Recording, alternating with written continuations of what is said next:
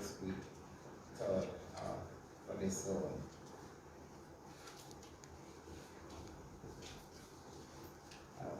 Tell me when you're ready to go live. We are live.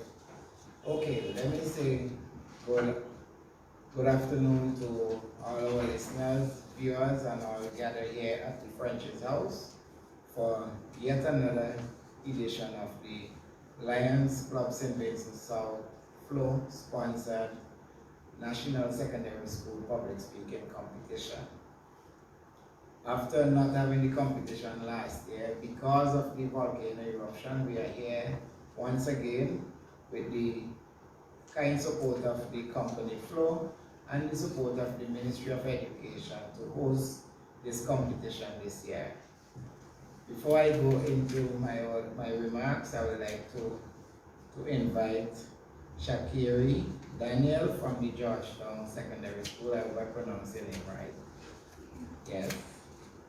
Shakari. All right. She will do the opening prayer for us.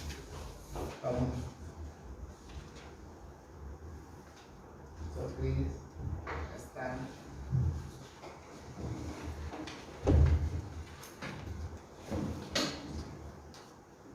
Good evening. Let us pray. Thank you, Father, for life and traveling mercy so far. Thank you for the students who will be presenting this afternoon. Remove nervousness and distractions. Give them clarity of speech. I commit this afternoon proceeding into your hand. In your name I pray. Amen. You could remain standing as we have the national anthem. We played for us.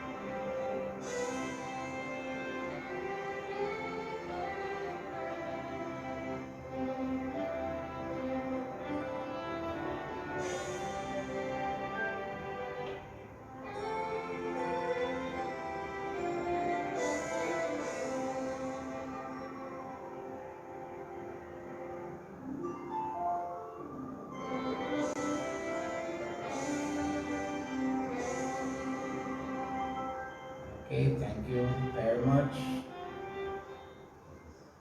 Be seated.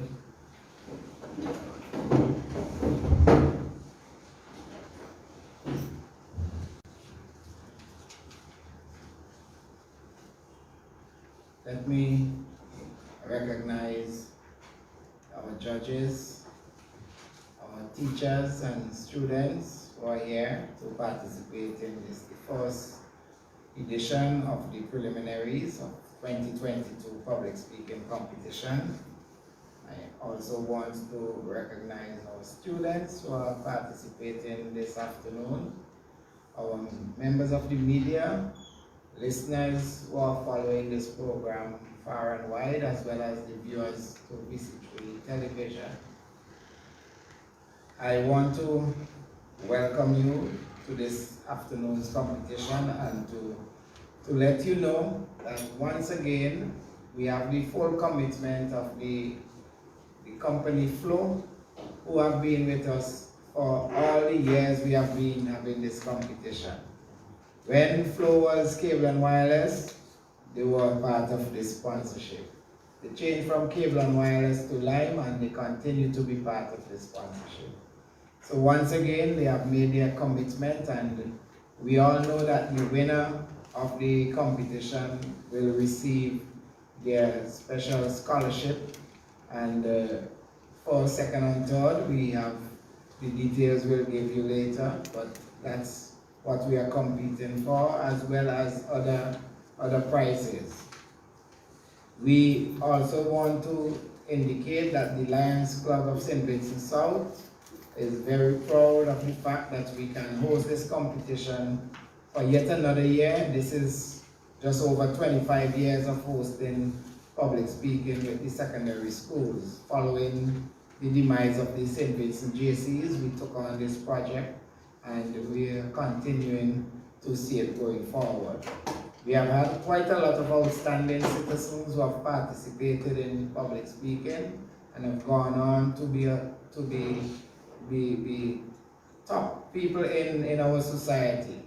Many of them go on to universities and take up studies and serve in distinguished capacities. So we are very pleased that our teachers, in spite of the challenges you have been facing, late start of school and all of that, you are still able to prepare the students to be part of this year's competition. Teaching is not easy, it's not an easy task, and to go forward and really hold the students together to participate is really something noble. So, on behalf of my president, Lion Deanne John, she might join us late soon, sometime later in this presentation. She wants to extend her congratulations to everyone, and our appreciation as well to the judges and all those who have made the commitment to give us their assistance. Today we should be having 3 students from Zone 1 that would be speaking on a very interesting topic. So far we have 2 students with us. Faith English from the St. Vincent Girls High School, and Derisa James from the Union Island Secondary School. The order for speaking will begin with the Union Island Secondary School representative. She pulled number 1, and she will be speaking on the topic first. But before I get into the actual competition, I want to let you know who are our judges. We have 3 distinguished judges here with us, so I'd like at this time to introduce the judges to you. After this, I will then outline the procedures for the competition, the judging criteria, and then we get into the main stage. We have our first judge, our lady, Mrs. Emma Jackson. Working career began as a teacher, obtaining a teacher's certificate with the University of the West Indies in 1996. She studied multimedia technology and design with Brunel University in West London, the United Kingdom, and graduated in 2001. In 2002, she started work with the Ministry of Telecommunication, Science and Technology, as well as Industry, as a systems analyst. She is assigned to assist with the she was assigned to assist with the formulation of the official government website, which was launched in October of 2004, and the intranet in December 2005. Mrs. Jackson has undergone various training in information technology project management, organizational development, organizational developmental change, and leadership training crucial to carrying out her duties. Presently, she is the Director of the Public Sector Reform Unit in the Ministry of the Public Service, Consumer Affairs and Sports. One of her duties is to assist the ministries and departments with various reform initiatives and training aimed at transforming the delivery of quality service throughout the public sector. Put your hands together and recognize Mr. We have with us our distinguished historian, and we know him listening to many of his presentations on NBC Radio in the past, from whence we came. But our historian is a weekly columnist with the Searchlight newspaper and social commentator. He is retired head of the University of the West Indies Open Campus in St. Vincent and the Grenadines. He previously held positions of graduate teacher at the St. Vincent Grammar School, coordinator of the Glebe Development Project in Barely. He was also coordinator of the Caribbean People's Development Agency, CARIPEDA, a regional NGO. Also served as treasurer of the St. Vincent and the Grenadines Teachers Union and president of the St. Vincent and the Grenadines Football Federation. He's an author of 6 books, of numerous articles and short biographies. He has lectured widely in St. Vincent and the Grenadines and across the Caribbean region. Apart from his degree in history, he holds a certificate in social development from the Coady Institute in Nova Scotia, Canada. Our distinguished judge, Dr. Adrian Fraser. Judge number 3 has worked as in administrative positions with the Methodist Church in St. Vincent and the Grenadines and the University of the West Indies Open Campus. He is a former Secretary-Treasurer of the St. Vincent and the Grenadines Christian Council and has a keen interest in social justice matters and issues related to the development of small island states. He has studied in Jamaica as well as Ireland. Judge number 3, Mr. Ronnie Daniel. So there we have our 3 judges who are going to have the difficult task of listening to all your presentation on your main topics and then move on to determine which 6 of you are going to be in the finals that will be held at the Methodist Church Hall on the 25th of October. So those are our 3 judges, and they will have the tasks here today, tomorrow, and Thursday to determine the 6 finalists that will go forward. The rules governing the competition, and I want the students to listen carefully. Each speaker, I think it might be more comfortable for me to join the judges and put something on my face to peek through. Yes, we'll try to get in the grade so the eyes are not as good. So these are the rules for the preliminary round. Each speaker shall deliver 2 speeches, a prepared speech and an impromptu speech. For the prepared speech, each speaker shall speak for a period not exceeding 10 minutes. For the impromptu speech, each speaker shall have 1 minute to consider the topic and no more than 2 minutes to present his or her topic. Participants could refer to prepared notes from which they can make their presentation. For the prepared speech, participants not engaged in delivering their speeches shall be absent from the room at the time the speech is being delivered unless he or she has already delivered his or her speech. The organizers shall appoint an official timekeeper, and where we have our official timekeeper, Lion Sharon Williams, as well as a panel of 3 judges, which I have just indicated to you. Each school is allowed to enter 1 speaker. No person who participated in previous secondary school public speaking finals organized by the Lions Club South shall be allowed to participate in future competition, right? So if you come into the preliminary, I will have to explain this to a teacher who called me earlier. If you are participating in the preliminary now and you didn't get into the finals, you can still return next year and try your luck again. But once you get into the finals, you cannot participate in further competition organized by the Lions Club South. And the final point, all finalists will be required to attend a briefing session within a week of the end of the preliminaries. Well, I could tell you within 24 hours of the end of the preliminaries. So when we end on Thursday, I would love to have the 6 finalists by Friday to be briefed and to be presented with the topic for the finals on the 25th.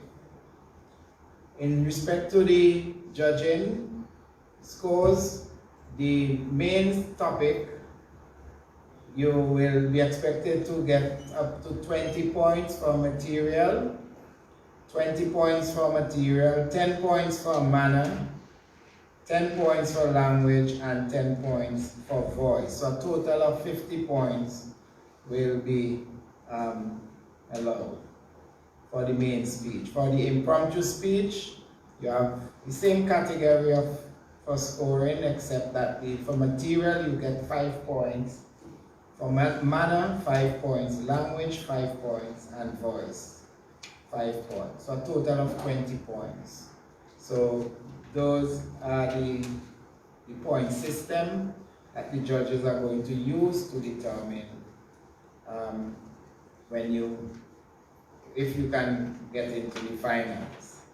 I'd just like to recognize our President Lion Dion, just joined us. We appreciate you running out and being part of this first presentation. So happy to have you. So today we were expecting to have at least 3 participants for this zone, but we have at this point have not seen Tahira Dublin from the Bishop's College. So we are going to go forward. Bishop's College is just right here in Kingston, so there has to be some challenge why they're not here. So I would like my student volunteer, Mr. Adrian, not Adrian Fraser. Adrian could escort our Faith to the holding room at this point. There's a room at the back. Adrian knows where it is, so he will take you to that room, and when Derisa finish her presentation, you will be invited in to make your speech.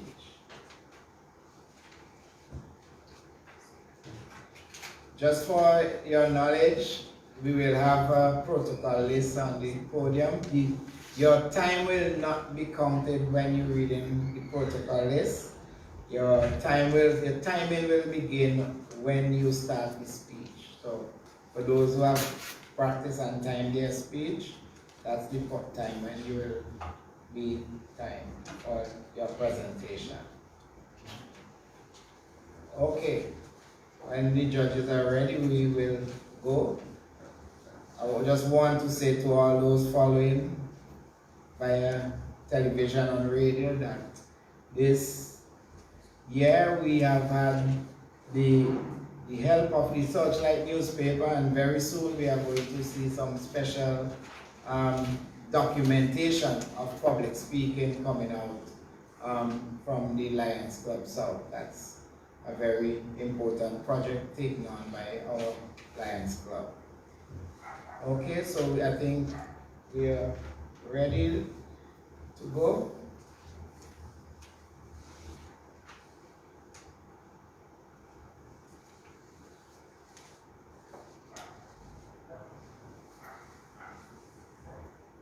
Sharon, you are ready? So I'm just making sure that the speakers get the protocol right. So we start with Mr. Chairman, then Lion Dion John, President, Lions Club Saul.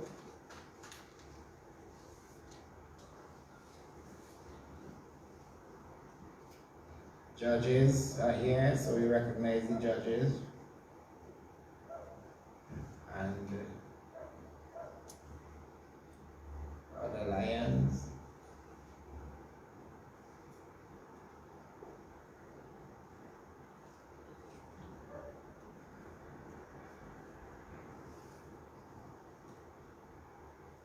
Okay, so I think now we can invite our first speaker, Derisa James. She will be speaking on the topic. For those who are following on radio, this is the topic that Derisa will be speaking on. The time to accelerate the use of renewable energy sources is expiring. Yet, as a people, we are non-responsive. I'm going to repeat. The time to accelerate the use of renewable energy sources is expiring. Yet, as a people, we are non-responsive. So, at this stage, I would like to invite our first speaker, Derisa James, to take the podium. You will, let me just indicate to you, Derisa, when you get to the podium, you will wait on the bell to start speaking. Once the bell rings, you will start to speak. And when there is 8 minutes, if you are into your speech at the 8th minute, we will ring a second bell, a little light bell just to tell you have 2 minutes to wrap up. At the end of 10 minutes, the one long bell will ring to say time for you to finish. So that's how the bell will go, so wait until you hear the bell before you begin to speak. Welcome.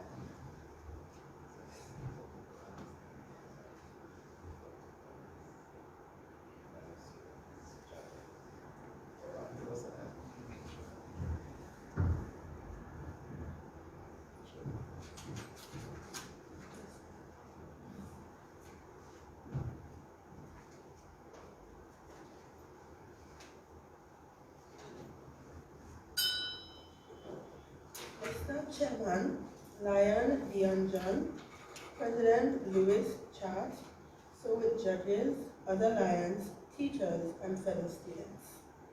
A pleasant good afternoon. With protocol already established, good afternoon, gents, ladies, and judges. Picture it. It is the year 2060. A broadcast flashes across a screen. The words, "This is a flash flood warning. Prepare to evacuate." The cause? Melted ice caps due to global warming. This might be the problem we may encounter in the future with the continued use of non-renewable energy sources. According to the United Nations Organization, renewable energy sources are energy derived from natural sources that are replenished at a higher rate than they are consumed. The burning of fossil fuels emit gases that cause global warming. Global warming causes the melting of ice caps, which causes sea levels to rise.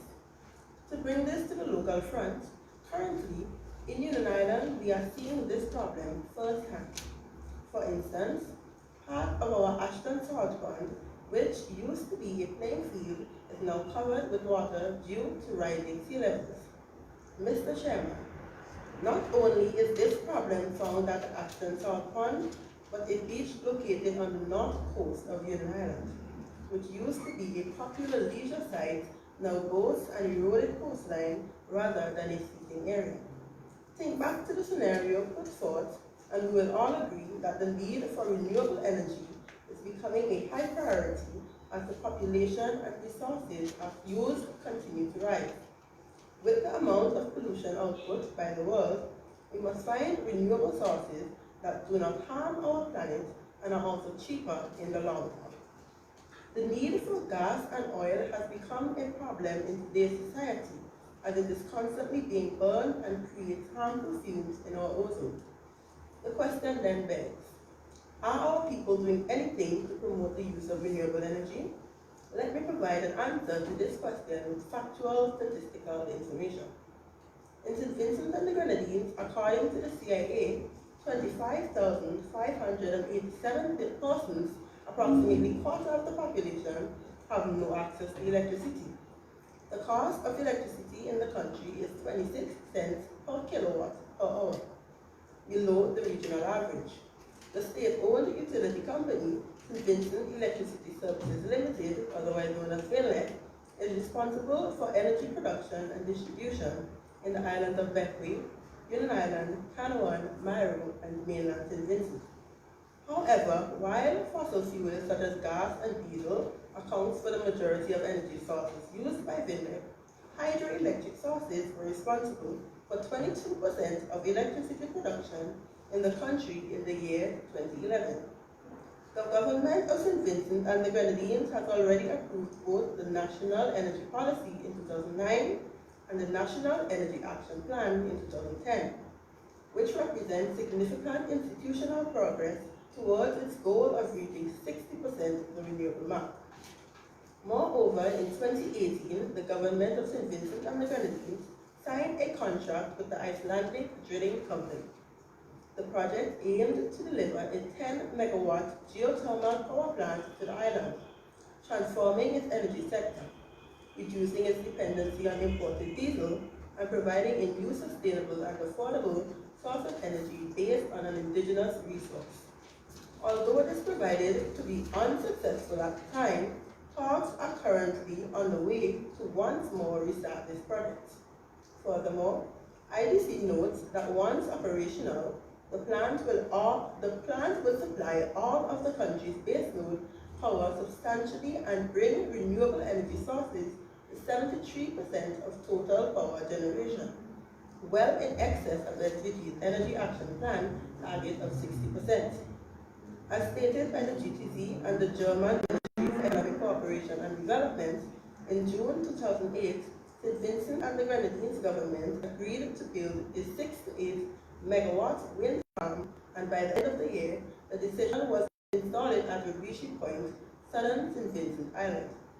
The wind park is expected to produce 12,410 megawatts per hour per year at an average wind speed of 8.4 milliseconds at 55 meters in height. The estimated investment cost of the project is about €4.9 million, and the estimated specific generation cost is 0.05 cents per kilowatt per hour. In addition, located on Union Island is another source of using renewable energy. The 600 kilowatt solar PV plant is connected to a 637 kilowatt per hour lithium-ion battery, extending its generating capacity to supply all of Union Island's daytime power requirements. This project sets a strong precedent for using renewable energy to drive down energy costs and also reduce the company's carbon footprint, as it was noted by the Searchlight newspaper in 2015, that the use of these solar panels reduces 800 tons annually the number of greenhouse gases that St. Vincent and the Grenadines emits into the atmosphere. Mr. Chairman, I draw your attention to the question previously asked. Are our people doing anything to promote the use of renewable energy? My answer is a resounding yes. However, more can still be done. The use of renewable energy rests not only in the hands of the government of St. Vincent and the Grenadines, but it rests also in the hands of the common man. Mr. Chairman, we have many obstacles to overcome before we are ready to take up the mantle of becoming self-sufficient in the use of renewable energy. Yes, our natural resources are depleting. Therefore, adequate training of human resources is needed in the areas of solar power, geothermal, and wind power. I must appeal to the government of St. Vincent and the Grenadines to create more scholarships in areas such as renewable energy engineering or green energy. In this way, we can affect a change within our economy and society at large. In addition, Mr. Chairman, tidal power can be another response to the quest for renewable energy. Tidal energy is renewable energy powered by the natural rise and fall of ocean tides and currents. Tidal energy is produced by the surge of ocean waters during the rise and fall of tides. We in St. Vincent and the Grenadines and the Caribbean are surrounded by water bodies, and this can be used to our benefit in the creation of tidal energy. On Union Island, this initiative can be accomplished by using turbines between Fidget Rock and Union Island where there are fast-flowing water bodies. Moreover, with a region affected greatly by trade winds, another source of energy that can be considered is that of wind power. St. Vincent and the Grenadines is primed for the successful implementation of such an initiative. Mr. Chairman, I draw your attention once more to another scenario. It is the year 2060. As you look outside, the sight of our blue crystal waters are calm. The beaches have not eroded. The rivers are not flooding their banks. The grass is green and trees are sweet. On a distant hillside, there are numerous wind turbines spinning. There is currently geothermal energy and tidal energy being harvested. It is 2060 and St. Vincent and the Grenadines is no longer reliant on the burning of fossil fuels. Instead, we are self-sufficient in the use of renewable energy. We are clean and promoting a green economy. Mr. Chairman, I thank you.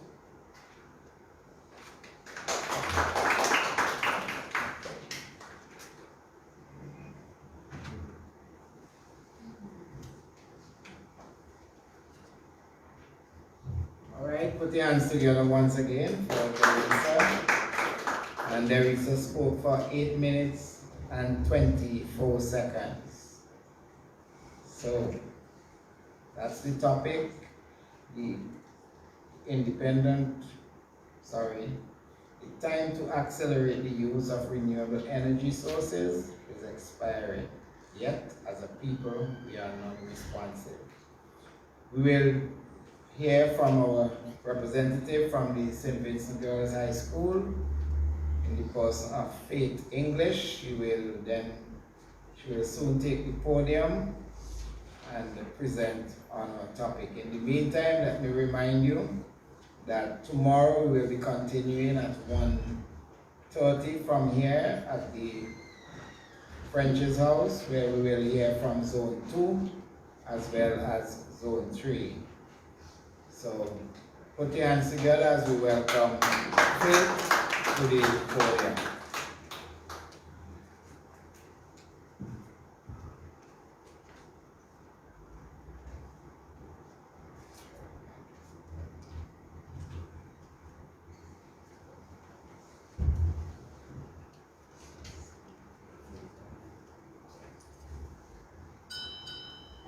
Mr. Chairman, Lion John, President of the Lions Club South, distinguished judges, teachers, my fellow students, ladies and gentlemen, good afternoon.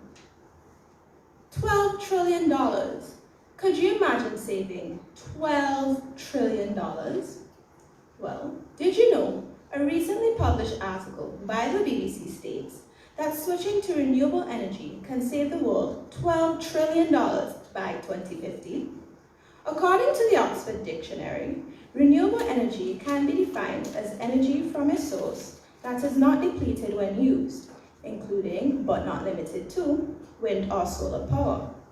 Renewable energy is everywhere and is inexhaustible, cost efficient, and most importantly, it generates no greenhouse gases, unlike its counterpart, fossil fuels.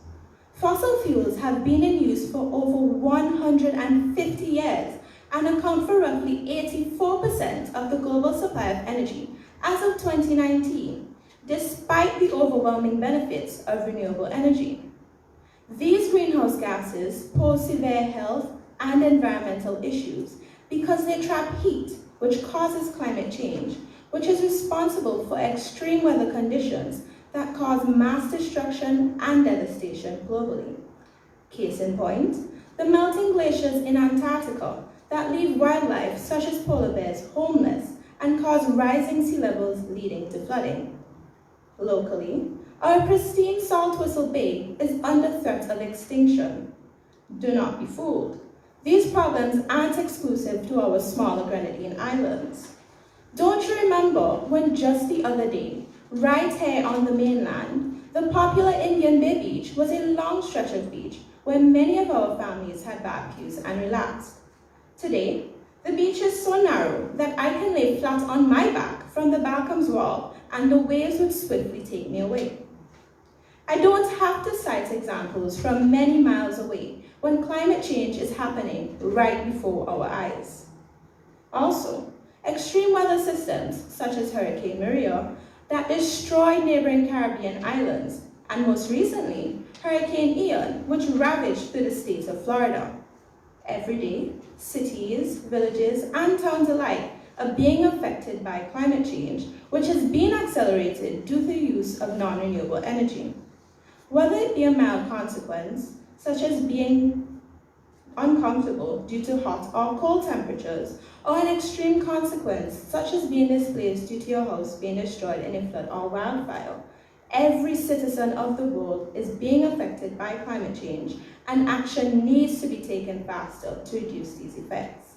It has been known for some time now that the key to solving this climate crisis is by switching completely to the better alternative, renewable energy. Yet, the majority of the energy consumed around the world is powered by fossil fuels. Why is it that we refuse to properly address this issue? Why are we not in a rush to reduce the damage and reverse the damage that has been caused? To say that we as a people have been non-responsive is a stretch. However, the response rate to this crisis is alarmingly slow, and time is running out.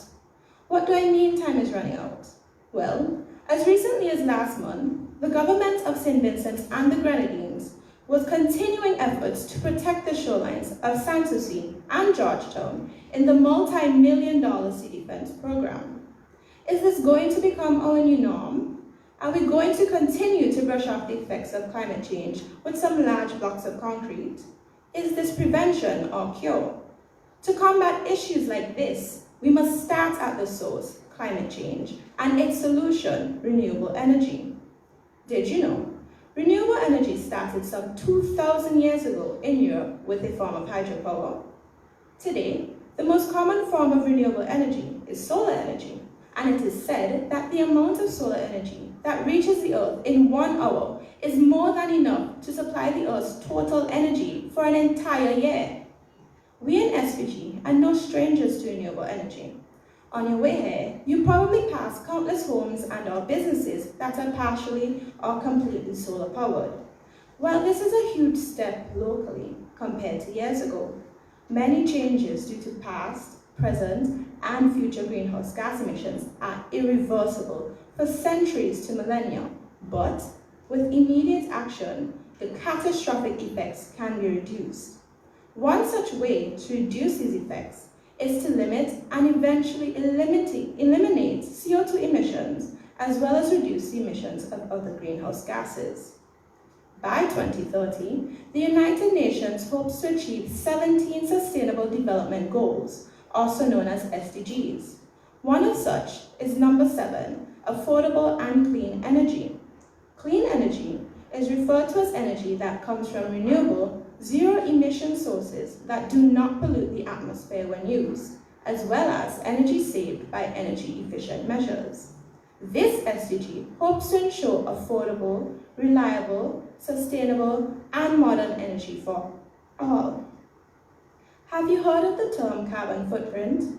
Carbon footprint refers to the amount of carbon dioxide that is released into the atmosphere as a result of the activities of a particular individual, organization, or community. Currently, the carbon footprint of St. Vincent and the Grenadines, measured in CO2 emissions per capita, is equivalent to 3.31 tons per person, an increase by 0.04 over the figure of 3.27 measured in 2015. Compared to larger countries such as the United States, where the number stands at a whopping 16 tons per person, SPG has a relatively small carbon footprint. To put it simply, SPG is only a single rod of steel in a column that supports a structure, while larger countries such as the US may account for several columns. However, with the collapse of one column may follow the collapse of the entire structure. I say this because many say that because of how small we are as a country, that we are not responsible for climate change. While we are not completely responsible, and larger countries do need to take action faster, every contribution to saving the planet counts. After all, we all live on and share the same earth.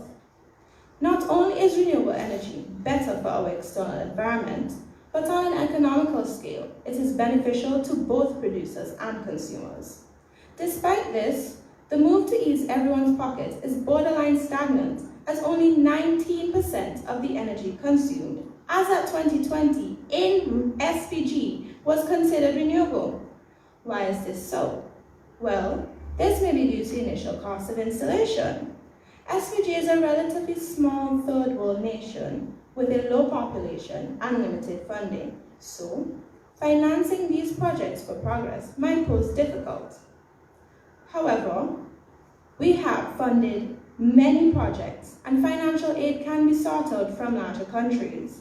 Renewable energy plants aren't half as expensive as their non-renewable counterparts. Think of how profitable our resources are. If we were to take out a loan to construct plants and completely switch to renewable energy, the money saved would help tremendously to repay this debt, if handled correctly. Not only will we benefit from cleaner, greener energy economically, but constructing these plants will help Vincentians financially. St. Vincent and the Grenadines is a gem. We have a volcano to harvest geothermal energy, strong winds and waves on the Atlantic coast to harvest wind and wave power, and the list goes on. Refusing to take advantage of these properties is an absolute waste. The time to accelerate the use of renewable energy is now. Time is running out, whether you notice it or not. Vincentians, don't you want to leave a better earth for your children? Think of the future generation. They deserve to experience the paradise that is St. Vincent in all her glory. The time to take action is now. Ladies and gentlemen, I thank you.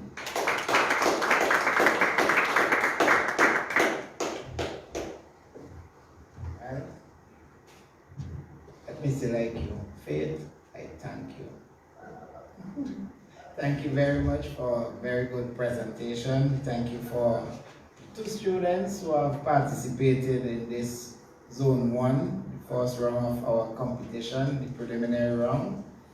And Girls High School and Union Island Secondary School, they have both made us proud this afternoon. Put your hands together.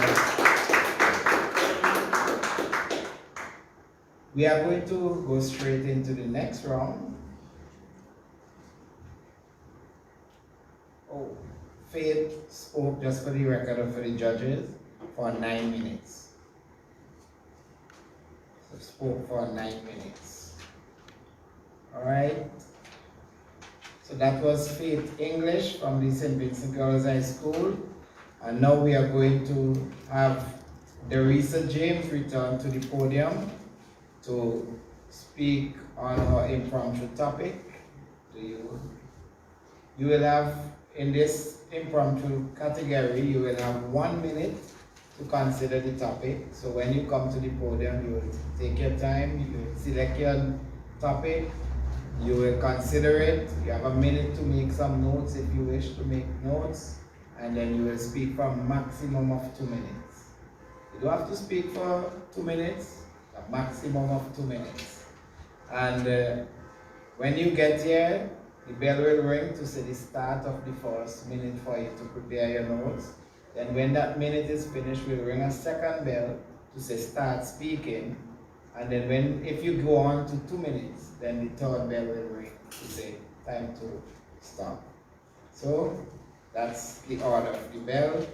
So please, Teresa, you can come forward.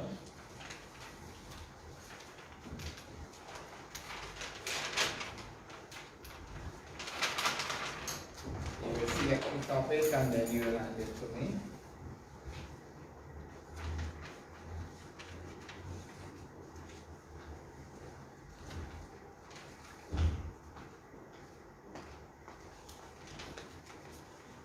And her topic is My favorite school subject and why. My favorite school subject and why.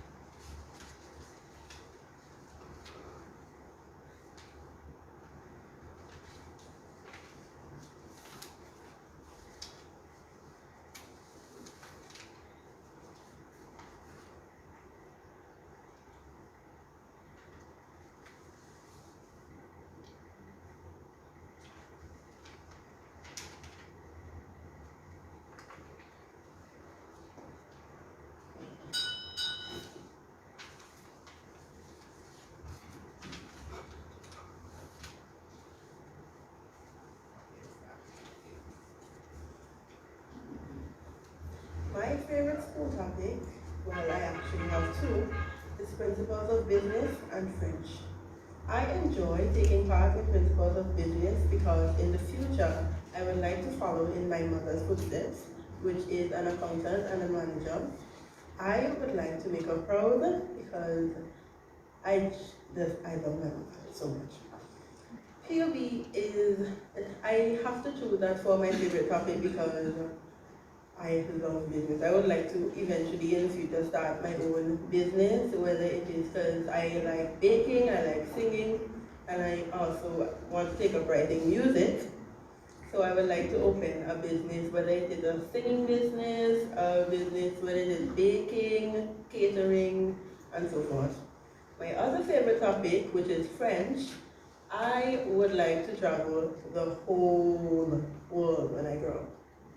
So therefore, and one of my favorite countries to go has to be France. I would like to learn to fluently speak French in order to do anything I want in France. I would love to live in France actually.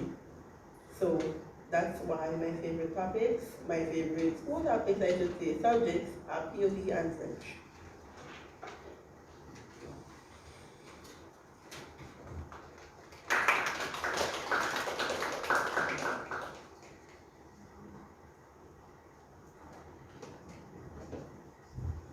All right, thank you very much, Teresa. You spoke for 1 minute and 39 seconds. We go on to our next speaker, Faith English from St. Lucie Girls High School.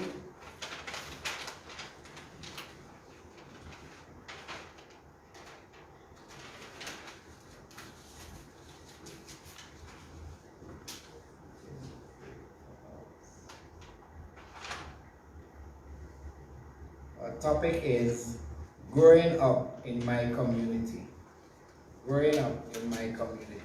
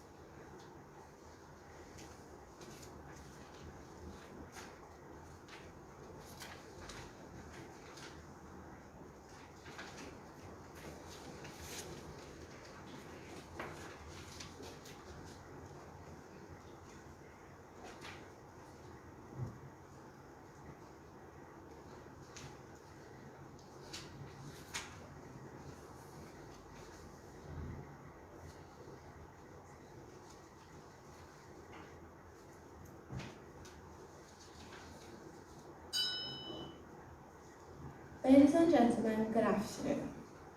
Growing up in my community, I believe it has helped me so much. Currently, as a teenager, technically I'm still growing up. And as a teenager, I enjoy solitude. Growing up in my community, because of the way it is structured, I enjoy going for walks because of how peaceful and how alone I feel, alone but not lonely. Growing up in my community, I haven't had many outrageous experiences. I enjoy watching the sheep on evenings, even though I have to go get my dog because he believes he's one of them. And I also enjoy watching the cows, the goats, an occasional pig or donkey, and going for long walks to the beach, which is in walking distance, but because of how slowly I walk, it's a long walk. I'd like to end by asking the audience, what was it like growing up in your community? Ladies and gentlemen, I thank you.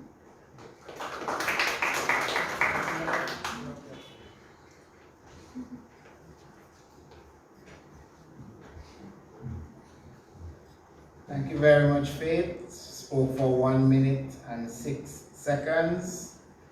And that's how we grew up in our community. All right. So we have not seen, we were expecting the Bishop's College Kingston to join us, but we have not seen them. So we will conclude Zone 1 with these two presentations from both the Union Island Secondary School, represented by Derisa James, and the St. Vincent Girls High School, represented by Faith English.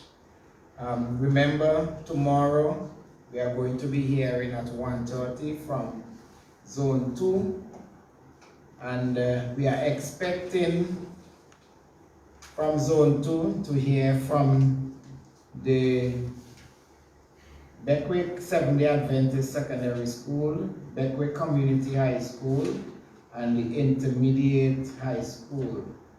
And they are going to be speaking on the topic, the independent role of civil society is fundamental to any functioning democracy. It is alarming the extent to which civil society institutions are dwindling in the region. And tomorrow also we are going to hear from Zone 3, which we will hear from the Georgetown Secondary School, Adelphi Secondary School, and North Union Secondary School, who will be speaking on the topic, Russia imperial ambition manifested in the Ukraine war with all its ramifications justifies the claim that the Kremlin is the source of all evil. So that's the topic for Zone 3 tomorrow, and we are going to be doing both Zone 2 and 3, and on Thursday we are expecting to hear from the St. Martin Secondary School, the Central Leeward Secondary School, Trumaka Secondary, Pitty Bedell Secondary, Thomas Saunders Secondary, and Bookament Based Secondary School. And they are going to be speaking on Thursday on the topic, marine and air transportation are critical to the development of our region. The current state of play is a clear indication that we are behind the 8th ball as far as our development priorities are concerned. So that's the topic for Thursday, when we expect those 6 schools to come forward. And remember, the judges are looking for 50 to give you up to 50 points for your main speech and 20 points for your impromptu speech. And 6 persons will be selected from all the preliminary participants to go into the finals on the 25th of November at the Methodist Church Hall. So at this point, I wish to extend my thanks and appreciation on behalf of the Lions Club of St. Vincent South and the company Flow for all of you who have listened, who have viewed this program on BC3 and follow it on Facebook. want to thank you for listening on Nice Radio, on WFM, as well as NBC Radio. And we look forward to having you once again tomorrow at 1:30 to continue with our Zone 2 and 3 preliminaries. So thanks to you, our students and teachers, for coming forward and participating.